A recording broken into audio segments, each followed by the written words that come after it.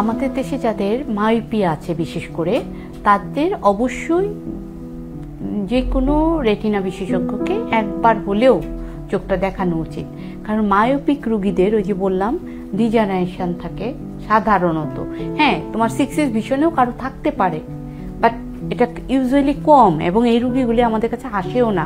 যার দৃষ্টির সমস্যা নাই তার আসার প্রয়োজন হয় না ডাক্তারের কাছে।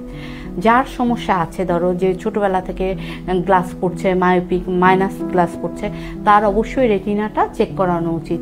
এবং রেটিনা যদি চেক করানোর পর দেখা যায় তার কোনো ডিজেনারেশন আছে, সব ডিজেনারেশন কিন্তু ডিটাচমেন্ট করে না, কিছু কিছু ডিজেনারেশন থেকে ডিটাচমেন্ট হওয়ার সম্ভাবনা থাকে, তখন আমরা বলে দিই।